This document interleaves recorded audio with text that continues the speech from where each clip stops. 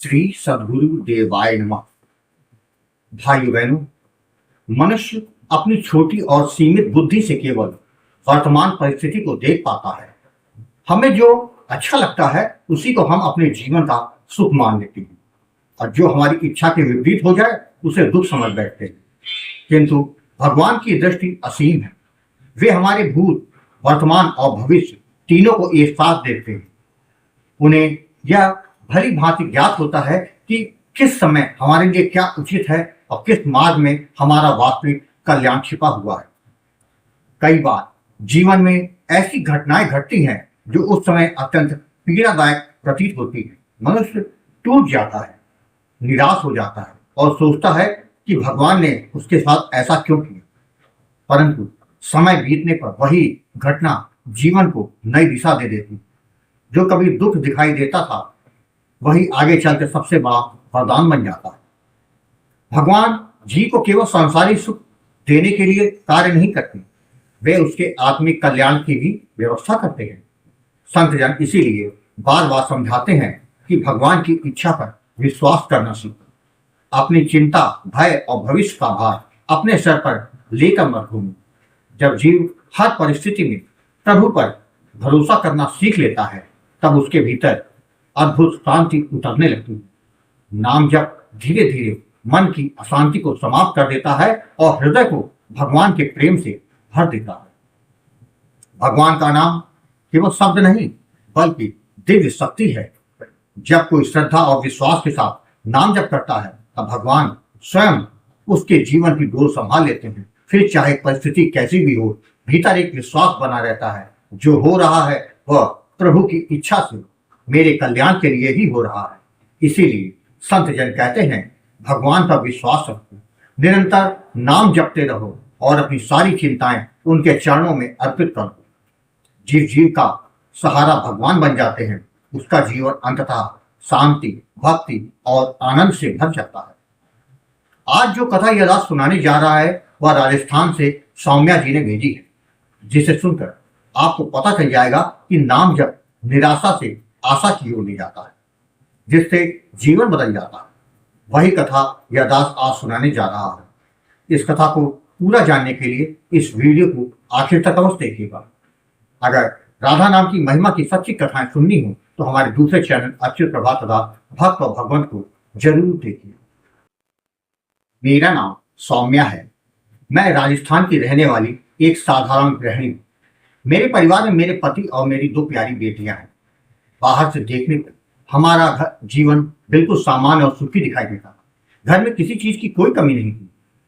पति अच्छा ध्यान रखते थे, बच्चे भी अच्छे थे, परिवार भी ठीक था। किंतु इन सब के बावजूद मेरे भीतर एक ऐसा तूफान चल रहा था जिसे कोई देख नहीं पाता। मैं बाहर से मुस्कुराती थी लेकिन भीतर से मैं धीरे धीरे टूटती जा रही थी। बचपन से ही मन में एक अजीब सा डर रहता था। मुझे हमेशा ऐसा लगता कि जैसे कोई अनहोनी होने वाली है। मैं अकेले कहीं जा नहीं पाती थी। घर में भी यदि कुछ समय अकेली रहना पड़ता तो मन घबराने लगता। रात होते ही डर और बढ़ जाता। मुझे लगता था कि कोई मुझे नुकसान पहुंचा देगा, कोई मुझे मार देगा। मैं जानती थी कि यह सब केवल मेरे मन के विचार हैं, फिर भी मैं चाह कर भी स्वयं को संभाल नहीं पाती थी।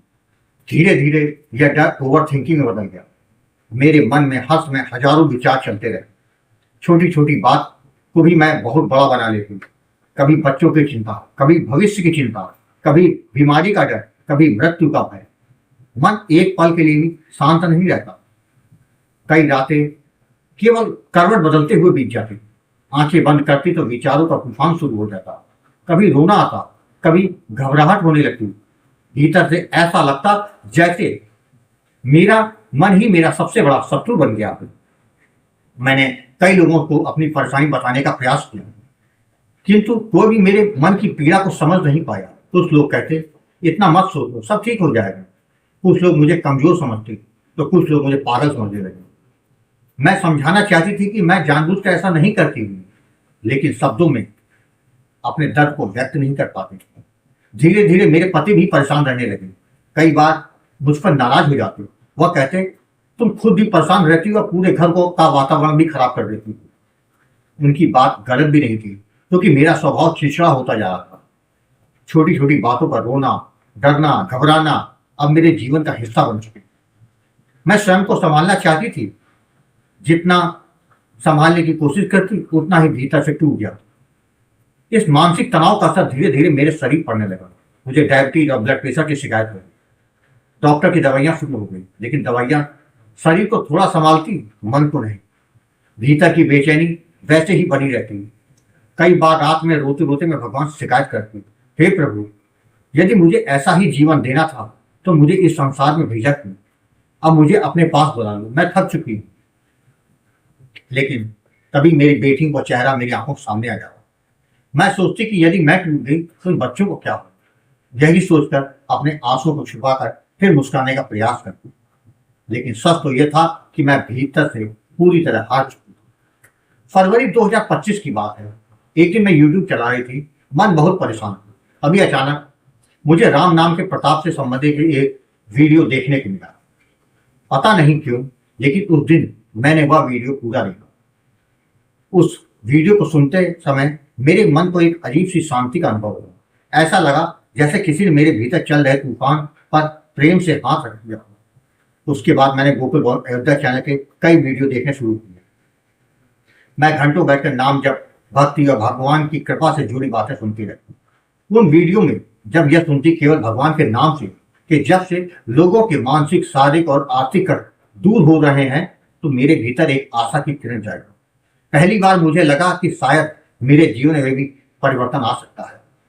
कुछ दिनों तक लगातार वीडियो सुनने के बाद मैंने निश्चय किया कि मुझे भी गुरु जी से बात करनी चाहिए। बहुत हिम्मत करके मैंने गुरु जी आपको फोन किया। जब गुरु जी मेरी आपसे बात हुई तो मैं अपने आंखों से आंसू रोक नहीं पा रही थी। मैंने अपने मन की सारी बातें आपको बताई। डर, घबराहट, ओवर थिंकिंग, बेचैनी, बीमारी, सब कुछ। मेरी बात सुनने के बाद आपने प्रेम से कहा, परेशान मत होना, भाव और विश्वास के साथ भगवान के पावन नाम का जप करो, जीवन के सारे कष्ट स्वयं ही दूर हो जाएंगे। उन शब्दों में ऐसा अपनापन था कि वर्षों बाद मुझे लगा किसी ने सच में मेरे हृदय को समझा है। गुरु जी, आपने मुझे सीताराम नाम का दान दिया, जबकि विधि और सावधानी के बारे में समझाया। आपने विश्वास दिलाया कि यदि श्रद्धा से नाम जप करोगी तो भगवान अवश्य कृपा करेंगे। गुरु जी, मैंने उसी दिन से नाम जप करना शुरू कर दिया। शुरुआत में मन बिल्कुल नहीं लगता था। बैठते ही विचार आने लगे, कभी आलस आता, कभी संदेह होता, लेकिन मैं हारना नहीं चाहती। जब भी मन टूटता मैं गुरु जी आपसे मार्गदर्शन लेती। हमेशा आप यही कहते, नाम जप करते रहना, धीरे धीरे मन शांत होगा। मैंने विश्वास करके जब जारी रखा, दिन बीतने लगे। लगभग 4 महीने बाद मुझे अपने भीतर थोड़ा थोड़ा परिवर्तन दिखाई देना शुरू हो गया। पहले जो विचार हर समय चलते रहते थे वे कम होने लगे। मन का डर थोड़ा हल्का हो गया। अब रातों को नींद भी आने लगी। मेरे भीतर एक नई ऊर्जा जागने लगी। धीरे धीरे नाम जप मेरा सहारा बन गया। जब भी मन घबराता मैं सीताराम सीताराम का जाप करने लगता। आश्चर्य की बात यह थी कि कुछ ही देर में मन शांत हो जाता, जैसे कोई अदृश्य शक्ति मुझे संभाल रही हो। करीब 6 महीने बाद मेरे भीतर में ऐसा परिवर्तन आया जिसकी मैंने कभी कल्पना भी नहीं। मेरा पुराना डर लगभग समाप्त हो चुका। घर में अकेले बाहर जाने लगी, बाजार जाने लगी, घर के काम आत्मविश्वास के साथ करने लगी।